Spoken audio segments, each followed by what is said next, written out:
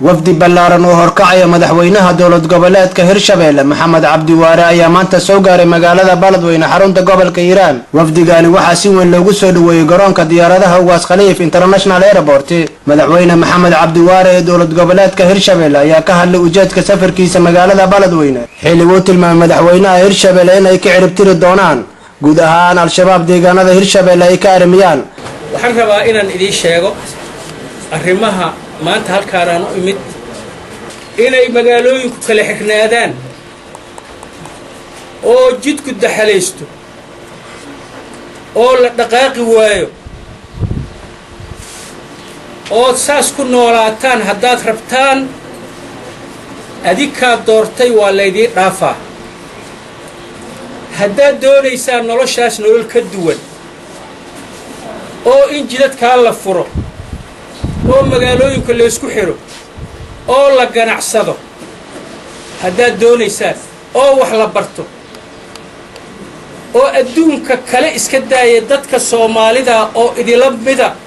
oo maamulada kale iyo deegaanada kale ku nool noloshay ku nool yihiin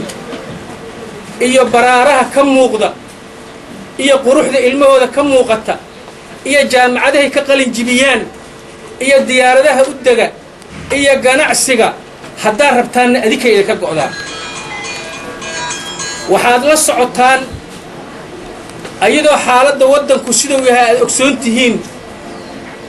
annagu muhiimadda ugu weyn waxaan saarnay abaabulaan saarnay wax kale kama shaqayno in ciidan la abaabulo in la tababaro kuwa halkaan laga furay jowharaa laga furay ciidanaa la abaabulay waxaasaan mashquul ku nahay arrimaha aad ka cabanaysaan oo la sheegayo waxna waa wax jira oo ama waddanka aan la qabno ama adinka idii gaara waxna waa wax howlgalka lagu burburinayo oo lagu baabi'inayo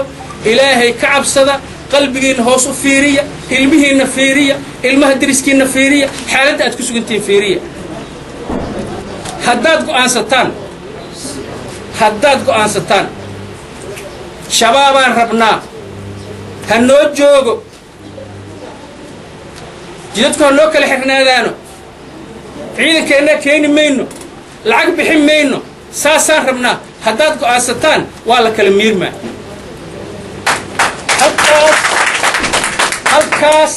anaa u horey halkaasaan istaagaa qofkii diyaar u ah xaaladda Hiiraan ku sugan tahay ama Hirshabelle ku sugan tahay ama Soomaaliya ku sugan tahay in wax laga bedelo ugu soo daba fayl